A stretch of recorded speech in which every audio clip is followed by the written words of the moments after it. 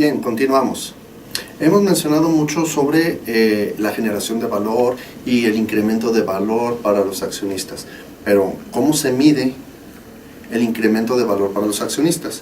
Bueno, pues muy simple. Con los incrementos que tienen las acciones en el mercado. Si yo compré una acción de una empresa como Alimentos Maravilla en 20 quetzales y en 5 años esa acción que compré en 20 ya vale 200, quiere decir que la empresa ha generado valor para mí como accionista, porque ha incrementado el precio de la acción. Yo tengo una ganancia, aparte de las utilidades que genera por sí misma la empresa, tengo una ganancia adicional que es al momento en el que yo venda mis acciones. Bien, ahora, ¿qué tipo de acciones tienen las empresas? Bueno, hay dos tipos de acciones. Uno, las acciones preferentes, y dos, las acciones comunes o ordinarias. Las acciones preferentes, como su nombre lo dice, le dan preferencia a las personas que tienen esas acciones sobre el pago respecto a las acciones ordinarias. Es decir, las personas que tienen acciones preferentes se les asegura el pago como si fueran unos acreedores de la empresa. Por eso se menciona que las acciones preferentes son una especie de bonos, porque se les asegura en un plazo pactado un pago de un dividendo fijo. Es decir, las personas que tienen acciones preferentes ya saben cuándo se les va a pagar y cuánto, a diferencia de los accionistas ordinarios. Ahora, ¿cuál es la limitante de las acciones preferentes? Que no tienen derecho a voto. Por más acciones preferentes que tengan, no tienen ninguna intervención en las decisiones de la empresa, a diferencia de las acciones comunes. Aquí no sabemos cuánto vamos a ganar o si vamos a ganar, porque la empresa decidirá la política de reparto de dividendos, es decir, decidirá si las utilidades generadas se reparten o no y en qué proporción. Y la diferencia principal entre las acciones preferentes es que aquí sí, las personas que tengan paquetes accionarios grandes sí tienen poder de decisión en el consejo de administración de esa empresa. Es aquí en donde podemos nosotros ir acumulando acciones y ganar un asiento en el consejo de administración de esas empresas. Bien, ¿qué variables influyen en el cambio del precio de las acciones? Tenemos variables externas y variables internas. En cuanto a las variables externas, podemos mencionar algunas como la política monetaria y fiscal del país local, las regulaciones ambientales, las condiciones de competencia y también los desarrollos que se den en el sector en donde se desenvuelve la empresa. Vamos a hablar de una empresa de alimentos versus Walmart o Sam's. Cuando esos grandes corporativos llegan a nuestros países, pues prácticamente arrasan con el comercio local, se convierten en competidores realmente voraces y es muy complicado sobrevivir a esos grandes corporativos. Bien, ¿qué tipo de variables internas afectan el precio de las acciones? Bueno, pueden afectar los sindicatos. Muchas veces el sindicato se convierte en el peor enemigo de las empresas. Podemos hablar también de ineficiencia operativa o de elemento de los incrementos en costos de las materias primas. Podemos hablar de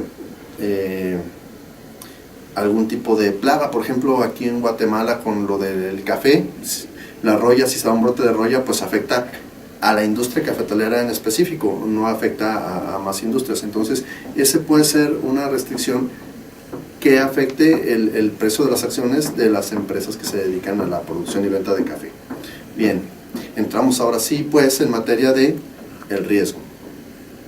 ¿Qué es el riesgo? El riesgo es la probabilidad de que yo sufra una contingencia en el futuro, de que me pase algo malo pues. Y en finanzas, ese concepto es muy importante porque si no mido el riesgo o si no lo administro, difícilmente podré llevar a cabo los planes estratégicos y operativos de la empresa. Y eso va a pegar sin duda alguna en las finanzas de la empresa. ¿Qué tipos de riesgo hay? Hay dos tipos de riesgo: riesgo sistemático y riesgo no sistemático. El riesgo sistemático se refiere a eventos que afectan a todo el mercado en su conjunto. Vamos a hablar de un terremoto, de un huracán, de una crisis política en el país que afectan a todas las empresas sin importar el giro al que se dediquen. Y riesgo no sistemático son, como lo acaba de mencionar ahorita con el ejemplo del café, son eventos que afectan únicamente a un sector o a una empresa. La crisis de la plaga de la roya va a afectar únicamente a la empresa cafetalera, no va a afectar a la empresa automotriz o a los hoteleros, es únicamente para una empresa o para un sector en específico. Bien, ¿y cómo vamos nosotros a medir ese riesgo? Bueno, en las grandes corporaciones existe una unidad de medida que se llama coeficiente beta o beta de mercado. Ese coeficiente nos indica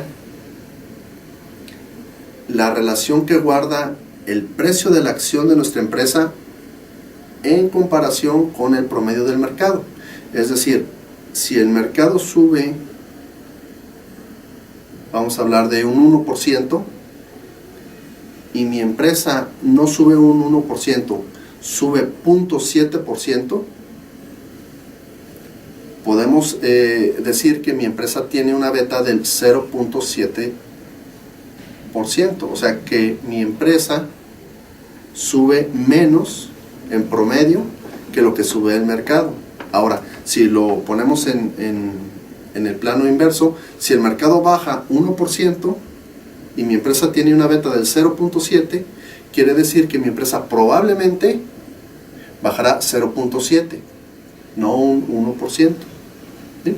O sea, ese coeficiente nos indica la relación que guarda el comportamiento del precio de la acción de mi empresa en particular con el promedio de todas las demás.